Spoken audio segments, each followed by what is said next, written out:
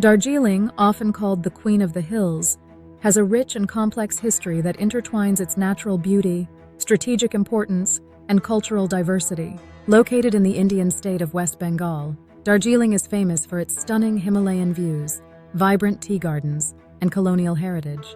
Its history is a blend of indigenous cultures, British colonization, and its global significance as a center for tea production. Let's take a deep dive into its formation, rulers, how its name came about, and its evolution into what it is today. 1. Geographical and early historical background. Darjeeling is situated in the foothills of the eastern Himalayas, at an altitude of about 2,000 meters, 6,500 feet. Before British colonization, the area was sparsely populated by indigenous tribes such as the Lepchas, who are considered to be the original inhabitants of the region. They practiced animism and were deeply connected with the forests and rivers. Over time, the region came under the influence of Tibetan Buddhism, and the Lepchas adopted some Tibetan cultural traits through interactions with neighboring Sikkim and Bhutan. However, little is documented about Darjeeling's pre-colonial history, as the region was a borderland, not significant to the larger empires that ruled in the subcontinent. 2. Formation of Darjeeling and colonial historia. Sikkimese and Bhutanese rule. In the early 18th century, Darjeeling was part of the Kingdom of Sikkim. It was essentially a remote and uninhabited area, but held strategic importance due to its location between Nepal, Bhutan, and Sikkim. Around the same time, Bhutan and Nepal were expanding their territories, leading to frequent conflicts in the region. In 1780, Gorkhas from Nepal invaded and occupied parts of Sikkim, including the region now known as Darjeeling. The Nepalese held control over the area for about 3 decades, but after their defeat in the Anglo-Nepalese War, 1814 to 1816, they ceded significant territories to the British through the Treaty of Sugauli in 1815. The British East India Company returned part of the territory to Sikkim in 1817 under the Treaty of Tatalia, but retained indirect control. B. The British takeover. In the early 19th century, the British were interested in Darjeeling primarily for its strategic importance. They wanted a hill station that would provide a cool climate for British officials to escape the heat of the Indian plains. In 1828, British officers like Captain George Lloyd and J.W. Grant visited the region and recognized its potential.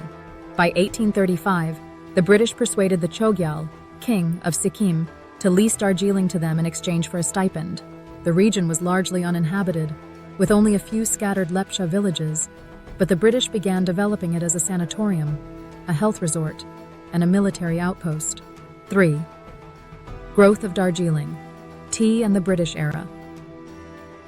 The real transformation of Darjeeling began in the mid-19th century, when Dr. Archibald Campbell, who was the first superintendent of the hill station, and Arthur Campbell started experimenting with tea cultivation. The British saw potential in Darjeeling's climate and altitude for growing tea, a crop that had already become a major commodity in India.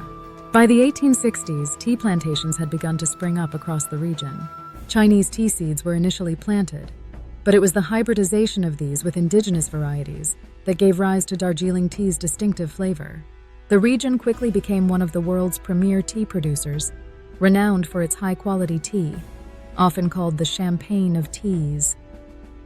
With the success of tea, Darjeeling attracted laborers from surrounding regions, particularly the Gorkhas from Nepal, who were employed on the plantations.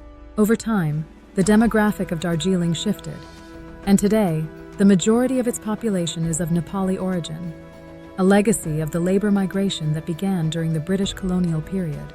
4. The name Darjeeling.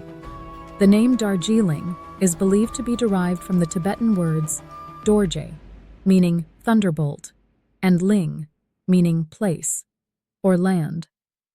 Thus, Darjeeling can be loosely translated as the land of the thunderbolt, likely referring to the region's dramatic weather and possibly its association with the Buddhist deity Dorje, who wields a thunderbolt. Other interpretations of the name suggest it could have referred to a local monastery or a symbol of the area's rugged and powerful landscape. However, the precise origin of the name remains somewhat uncertain. 5. Socio-cultural development and British influence. By the late 19th century, Darjeeling had developed into a significant hill station and administrative center for the British Raj. The town was filled with colonial bungalows, churches, and schools, many of which were built to serve the British elite. Institutions such as St. Paul's School and Loreto Convent were established, which still exist today. The construction of the Darjeeling Himalayan Railway, DHR, in 1881 was a major turning point. The narrow-gauge railway, now a UNESCO World Heritage Site, connected Darjeeling to the plains, facilitating easier transport of tea and providing a route for tourists and officials to travel to the hill station. The toy train, as it's popularly called, became an iconic symbol of Darjeeling, post-independence and Gorkhaland movement. After India gained independence in 1947, Darjeeling became part of the state of West Bengal. However, the region's Nepali-speaking majority felt disconnected from the Bengali culture and began demanding greater autonomy. This dissatisfaction led to the rise of the Gorkhaland movement in the 1980s, led by the Gorkha National Liberation Front, GNLF, under Subhas Gising. The Gorkhaland movement sought the creation of a separate state for the Gorkhas, ethnic Nepalis, within India. The agitation turned violent at times, with strikes, protests, and clashes with security forces. In 1988, the Darjeeling Gorkha Hill Council, DGHC, was established to give the region a degree of self-governance, but the demands for full statehood persisted. In 2007, a new political party, the Gorkha Janmukti Morcha, GJM, emerged and intensified the call for Gorkhaland. While the Indian government has not granted full statehood, the region has been given more autonomy through the creation of the Gorkhaland Territorial Administration, GTA, in 2011. This remains a contentious issue, and calls for a separate Gorkhaland state continue to shape the political landscape of Darjeeling. 7. Modern Darjeeling. Today, Darjeeling is known globally for its tea industry, which produces some of the finest teas in the world. The region is also a major tourist destination, attracting visitors with its cool climate, scenic views of Kanchenjunga, the third highest mountain in the world, and its colonial-era charm. The town has a unique cultural blend, with influences from the Nepali, Lepcha, Bhutia, and Tibetan communities, as well as a lingering British colonial influence. Festivals like Tihar, Dasain, and Losar are celebrated with much enthusiasm, showcasing the diversity of its people. Despite its charm and natural beauty, Darjeeling faces challenges, including environmental degradation, political instability, and a fragile economy reliant on tea and tourism. Nonetheless, it remains a vital part of India's cultural and historical fabric. Conclusion: Darjeeling's history is one of transformation, from an obscure and sparsely populated frontier to a globally recognized center for tea production and tourism. Its complex history of rulers, from indigenous tribes to the British colonizers, shaped its identity. The name Darjeeling, with its origins in Tibetan culture, symbolizes the rugged beauty and spiritual significance of the region. Today, while the region grapples with modern challenges, it continues to hold a unique place in the heart of the Indian subcontinent, as both a cultural melting pot and a serene retreat.